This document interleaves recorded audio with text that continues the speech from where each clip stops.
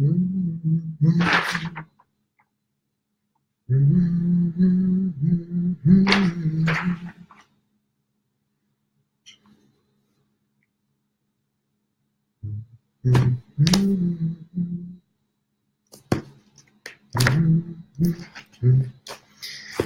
morning, it's Michael. It's a beautiful Saturday here in Royal Oak, Michigan. It's good to be home. I am back from an 11-day speaking trip. I'm going to highlight some of the things that happened on that trip, give you some tips for packing, some travel tips of your own, recommendations for the states that I visited, some of the things that I did. Good morning, Ann. Good morning, Adam. And in general, just shoot the breeze with you a little bit about travel in general in the greatest country in the world. I was thinking the other day about Roger Miller because, well, I grew up with Roger Miller. My parents were not country music fans, but we listened to a lot of this guy, Roger Miller. He was kind of the first major crossover guy from country, a real good musician. If you're not familiar with his compositions, his lyrics were fantastic. He was a terrific, what they call a scat singer. So he would sing junk syllables like scooby-doo-bop, beep-bop, beep-bop, to country music, which crossed over to the pop charts. So this guy was like very, very entertaining. Hey, Doug. Hey, Gita. How are you? Hi, Andrea and Susie. And so I grew up with Roger Miller and loved him, and recently watched the movie about this kid that goes to Alaska on his own. It's like the ultimate, I don't know, field trip. It's called Into the Wild. It was based on the book by John Krakauer. And this kid has an unfortunate series of circumstances. I won't spoil it for you, but he was a fan of Roger Miller's song, King of the Road, which is about a guy who's essentially a bum. And he has these delusions of grandeur, you know, and the lyrics are pretty cool. Trailers, I can't sing it because I think if I sing it in tune enough, Facebook will block it on royalty premises. So the song goes, trailers for sale or rent, rooms to lend, 50 cents. No phone, no pool, no pets, I ain't got no cigarettes. You remember the song? Hey, Steve. Hey, Michael. Hi, John. How are you? And so I loved Roger Miller growing up, and this guy in the movie, this Alex guy in the movie Into the Wild, was a big fan of his, and he loved that song. And I thought, well, we'll name the session today after Roger Miller's King of the Road. This trip that I took recently was anticipated for a long time, and as you know, opportunity knocks. You know, you got to answer the door, don't you? And I have an old saying that opportunity is seldom convenient. So here I am getting all these knocks on the door for this second week in March, and the opportunities just kept stacking up, and I couldn't say no. And so I had this remarkable sequence of events that happened, culminating in an 11-day trip. And in one particular stretch of that 11 days, I was in 4 states in 6 days. And I learned a lot, and the trip went remarkably well, actually. That's one of the reasons I want to talk to you about it, the planning for it and how we pulled it off. Renee helped behind the scenes with logistics, and she traveled with me on the last part of it, but the first part I was on my own. We normally travel together and share the not only the burden, but all of the pleasure. But all of it was on me for the first part of the trip, which made it, again, all the more remarkable. I used to do this all by myself, and I'm not in the habit of that anymore. So I really missed Renee on the first part of the trip. But I wanted to share some of the highlights and a couple of the things that happened. Russell was part of the trip. Thank you very much, sir. Steve Sorensen, how are you? And Steve, I couldn't see you at Great Lakes Pets because of this trip. So it's interesting how the people that are calling in today, they either involved with the trip or not. But we all share in this great adventure called life, and I thought I'd share some of the tips from this trip with you. I'm going to talk about how I pack. I'm very efficient. It's funny, when TSA opens my bags anymore, they always kind of look at me like, you do this a lot, don't you? I go, yeah, I do. Because, man, I got it all sussed out. I got all the tricks down. Hey, Jono. Hey, Neural. Did I say that already? Am I saying your name right, Neural? If you'd like to participate with me, hi, Jared, please type into the comment section the location of your last trip. Where did you go last?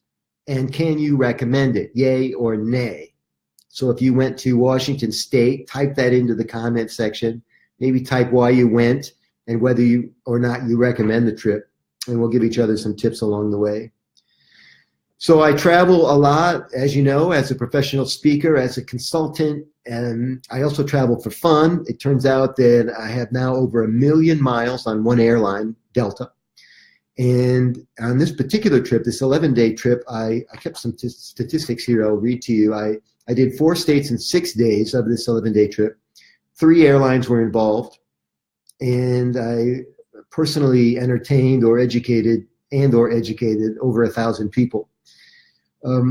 A couple tips, packing tips right out of the box. Hey, Richard, how are you? Missed you at Mid-South Pets, which is one of the stops on this trip. Hey, Alicia, we're going to see you soon in Great Britain. The 5th time we're coming to Great Britain in the last 18 months. Hey, Susie. And so the first tip I want to give you is about wrinkled clothes, right? We don't always have time to iron on the road. It's a pain to iron even under the best of circumstances. So somebody told me one time that wrinkles are introduced to your clothing based on 2 conditions. The first is heat, and the second is pressure. You can't do anything about heat in your luggage, but you can do something about pressure. So I use this dry cleaning bags from the dry cleaner, and they have this little hole at the top. You see it? And you just slip this over the hanger like this, and I do it between every garment. Like, so if it's between the, this looks creepy. It's like a snuff film. If you put this over your shirts in particular, guys, blouses, ladies, dresses, and certainly over your sport coats, it minimizes the number of wrinkles that you have when you pull all the hangers out. So you pull all the hangers out from here and they're all hanging, right? Also, you limit the number of hangers. You put multiple garments on each hanger.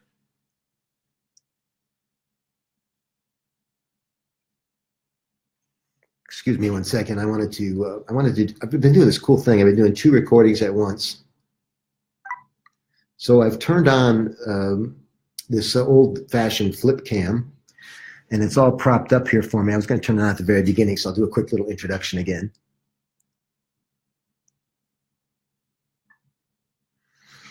So I want to talk to you about highlights from this last trip that I went on, including packing trips. Hey, Peter Nielsen. And this is the Visqueen that I use. I put it over my garments so that the garments come out of the suitcase. They've had less pressure, which is one of the things that wrinkles clothes. And then I hang them in the shower right away and turn the hot water on in the shower. I also favor a lot of humidity when I'm traveling, not only because I'm a professional speaker, but I know it helps me stay healthy. I haven't had a cold, ladies and gentlemen, in over 3 years, even a cold. I've had some low energy days, but nothing you could describe as the flu or a cold. And part of the reason for that is I keep good humidity in hotel rooms, especially during the winter months. So now the shower's on, the clothes are hanging out of the Visqueen now in the shower, and the humidity, I close the bathroom door, and then I open it while I unpack, right? And the humidity's coming into the room. It's moisturizing my mucous membranes, and the clothes are getting whatever wrinkles they had in them are just falling away. Alicia writes, a visit to the British Library in London to track down documents on your ancestors. Great. Now you're from the United Kingdom, Alicia, so you actually had to take a trip to get to London? Remind me. You said it was totally amazing. You could live there. Do you mean you could live in London or you could live in the library? You feel more intelligent just by being in the building. Yeah, I agree. And you know, that's another tip on these trips is you got to get out of the hotel. You got to go do stuff other than what you went there for, especially if you're a road warrior like I am. Second packing trip, this is how I pack my clothes. Not all of them, but many of them. And this is a t-shirt, everybody. And so same thing with underwear. Socks, of course, are all balled up tight, tucked into the tennis shoes. I do carry shoe trees on the road because I take care of my feet and I take care of my shoes. Shoes last a lot longer if you can wick the moisture out of the inside. I always wear my shoes out from the well, let's say outside in, right? Because I really do take care of the inside of my shoes. I never wear the same pair of shoes 2 days in a row. And unfortunately, thanks to Renee, who's taught me a little bit more about fashion, you know, it turns out if you wear a navy blue suit, you should wear brown shoes. I was raised always to wear dark shoes and dark socks with dark suits. But today, people are wearing brown shoes with blue suits. So you have to not only bring the brown shoes, you have to bring a brown belt. You can also wear cordovan shoes, which are the kind of the red tinged, almost maroon shoes, but then you have to wear a cordovan belt. It's very complicated. It's like being a woman now with guys. So I sometimes take 3 pair of shoes. I never thought I would do this. And we just recently bought 3 plastic shoe trees. They're not the best for your shoes, but they're a lot lighter than the wooden trees. And so these are packing tips, right? So roll up your clothes tight like this, and then they fit into the suitcase. You can get a lot more of them in. You're using the suitcase better. The shoe trees, the plastic ones, are a lot lighter than the wooden trees. Alicia says, I used to live in London for many years and loved the place, but since we moved out, any excuse to visit. I agree. We're coming to Scarborough soon, which is nowhere near London. I think we're flying into Leeds. But I just really enjoyed London, with the brief exception of that the last time we were there, we were on the bridge where the terrorists drove down the sidewalk. Same day. It was just a few hours before us. In fact, I blogged about it. The blog is called The Terror Wolves of London. It's kind of a play on the old pop song. And hey, Patricia. But I love London as well. It's one of the world's great cities for sure. Another packing tip, the third of 3. The first one was to use the Visqueen to separate the clothes. Second one is to roll your clothes like this up, right? And the third tip is to compartmentalize things in your bag. So I've got a bag full of snacks. I've got a bag full of, hey, Tony, I've got a bag full of cables. This is the cable bag. And they're always in the same pouch or the same suitcase. So I don't have to fumble and bumble, although sometimes I do.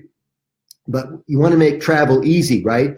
Anything you can do to take the wear and tear off of your mind, off of your body is a good thing. So these are the 3 of the packing tips I wanted to share with you today. Okay, now this trip that I went on, we went to 4 states, and the states were in order: Tennessee, Chattanooga, Tennessee. It was San Diego, California, Florence, South Carolina, and the last trip was to New Jersey. We landed in Newark and went to a place called Whippany, New Jersey, to speak at a leadership conference. And so some airline travel tips for you.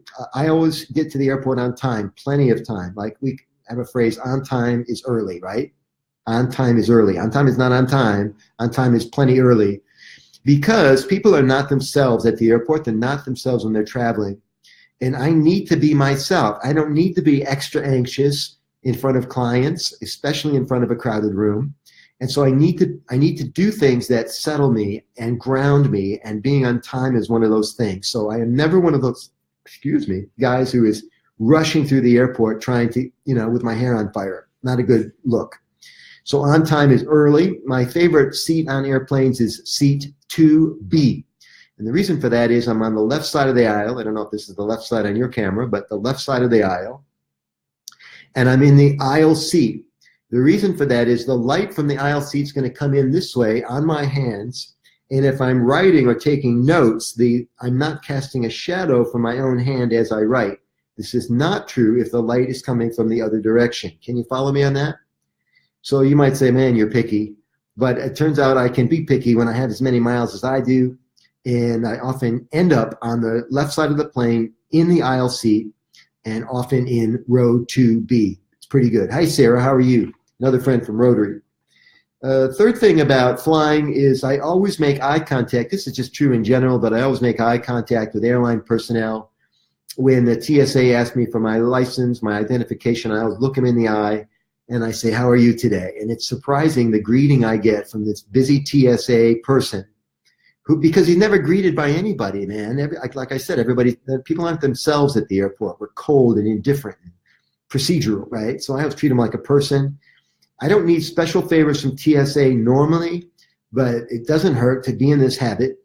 And I do the same habit at the gate agent, who I sometimes do need a favor from. and especially from the flight attendant who will be waiting on me in person during the flight. So I always greet the flight attendants, all of them, and it's often the head flight attendant who's in the galley when you come in, right? The other one may be in the back of the plane or hanging coats, but the head flight attendant is the one you first see when you come on the plane. I always make eye contact. How are you? And man, she or he knows who I am as I enter the plane. She doesn't know what if I'm sitting in first class or coach at this point. She just knows I might be somebody, which I am. And so are you, somebody, right? And so what's interesting about the planes now is they've changed it. They don't call it first class anymore because apparently people got tired of being subtly referred to as second class citizens or second class people. It's now called premier seating, right? What's in a word, I don't know, but apparently they did some research on this and figured out it would be better to call people who are sitting in the front of the plane premier class versus first class. Hey, Dick Poupard, Dr. Dick, and Jim Gilmore's on the call with us now too. So I'm on the airplane now giving you tips for air travel. Be on time. Sit in the seat that helps you get your job done. I like to stretch on planes. I read a lot about this deep vein thrombosis. It's called DVT, which you get by not moving for long periods of time. It's amazing how many people settle into their chair on the plane. They don't want to get up.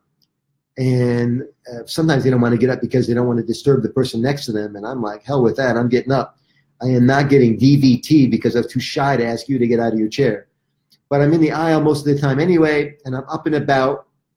Sometimes, especially on these long distance flights, we flew to Australia not long ago, going back again next year for a talk. And I get up once an hour on the plane. And I don't just get up to go to the bathroom. I get up to stretch. I go the tiptoe thing. I often pull my heel up and pull it, tight against my my buttocks, as Alicia would say in Britain, my buttocks, because I'm stretching my hammies. And sometimes people say, "What are you doing, man? Sit down." But I don't care, right? Because I'm trying to stay fit. I'm trying to stay alert. I'm trying to keep the blood flowing through my veins. I think everybody should do that. Hi, Loretta. How are you? So those are some tips for air travel. Let's talk about the trip itself.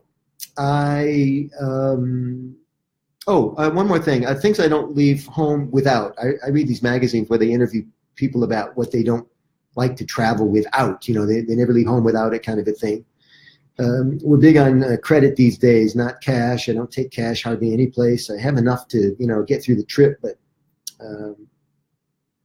most of my expenses are tax deductible for business reasons. So the credit card works great. I always travel with a noise cancellation headset. I happen to use Bose. There are other good ones out there. And what that does, it's an algorithm, and it takes the noise that's in the room and then counterbalances it with the noise cancellation. It's just math. And this algorithm cancels out, to a great extent, talkative seatmates, crying babies, and sometimes I'll add some music to that, right? Some what do they call it? The kind of music you get at a massage parlor, when you're getting a massage, that little light. Sometimes there's no meter to it. Sometimes there's no, I don't know. Sometimes there's no cadence. There's no lyrics. It's just very relaxing. And I'll turn it on so low that I can hardly hear it, so that I can write and focus and concentrate on things that are going on. I also take a sleep mask. Don't laugh, but I love it when it's completely dark when I go to sleep. I don't use the sleep mask on planes much, but I do have my sunglasses available because I like to go into the cave. I'll put on the noise cancellation headset and my sunglasses, and it just kind of mutes everything. It takes me to a happy place so I can relax for at least part of the flight. Hi, Judy. So the noise cancellation headsets, the sleep mask, the sunglasses, the music. I often travel with a candle now, which I know hotels aren't going to like to hear me say this, but a candle, especially a scented candle like lavender, is very peaceful in a hotel room. And if you're gone for many days at a time, like I sometimes am, I like to have those kind of things that make it feel more homey and comfortable. So on these trips, I encourage you to hunker down into the history of the region that you go to. So in Chattanooga, I dug into the great Civil War battles that were fought there. Hey, Dutch, how are you?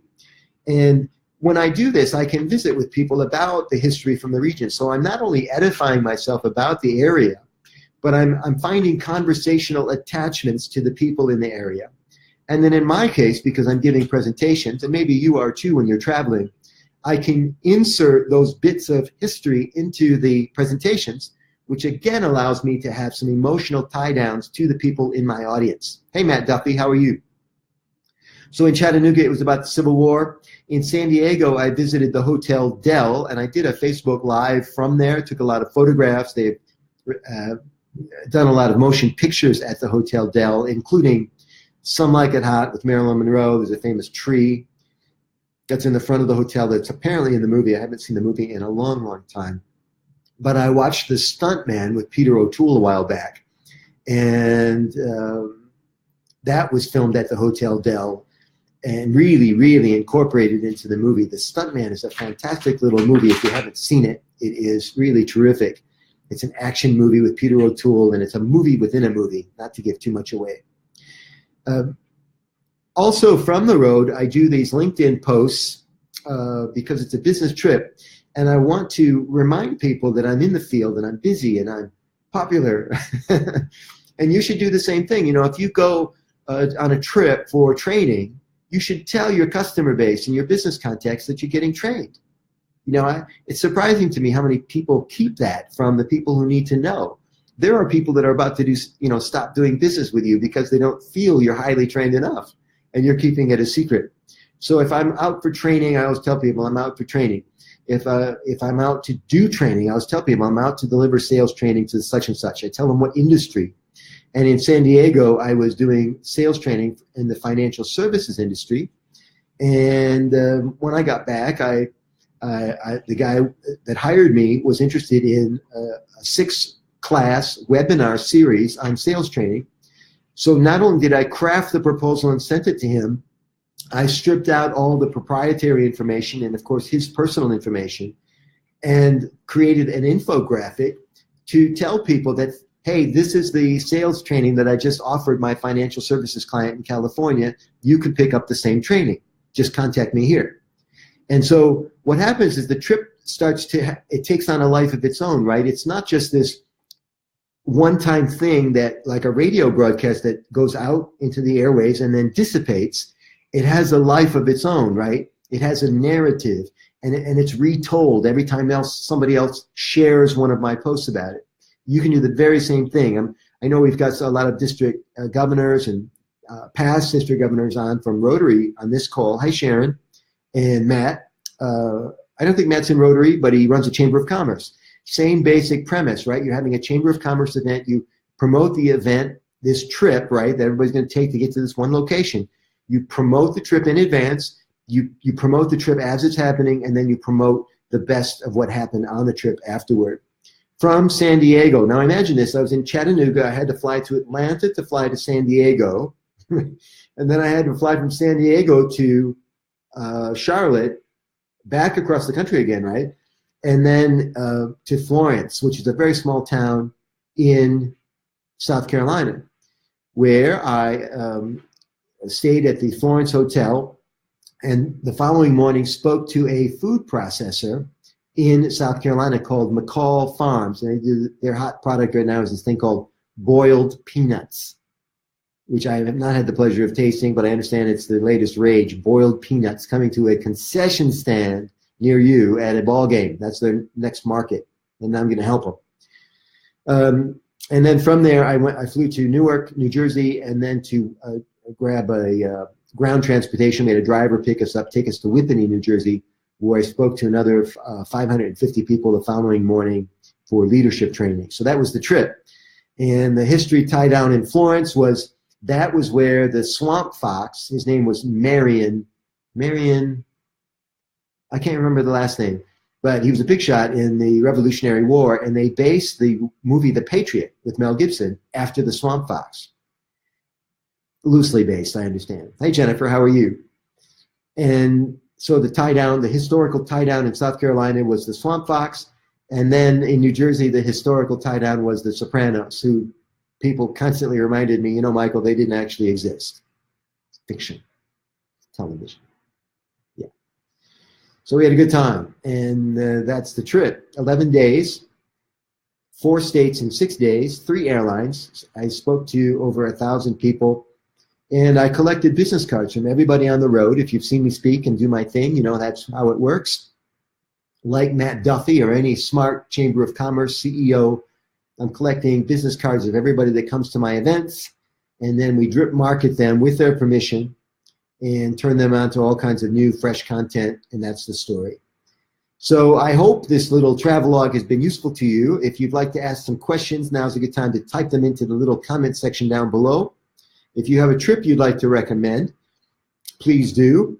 When I had dinner at the Hotel Florence, I found myself sitting next to and who knew that Florence had their own symphony orchestra.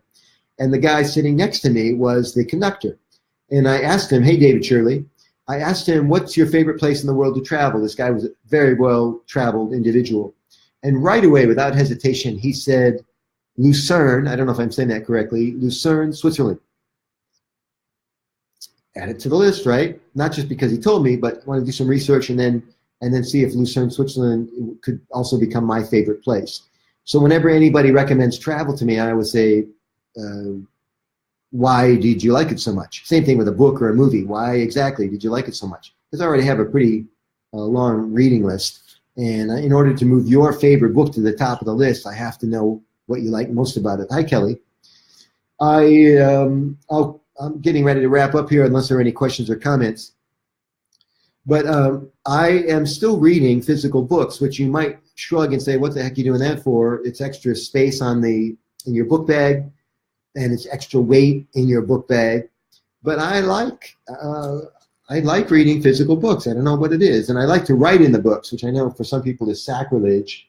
But I like to write in the books because later what I'll do is create my own table of contents in the book, right? And that way I don't have to reread the book to pull out points that I want to quote from Gary Vaynerchuk. This is his book, Crushing It.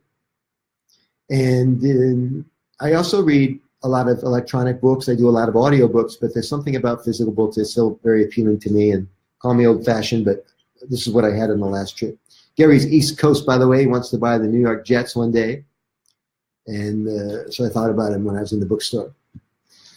So that's my trip, everybody. There are many more to come. We're going to Alaska soon.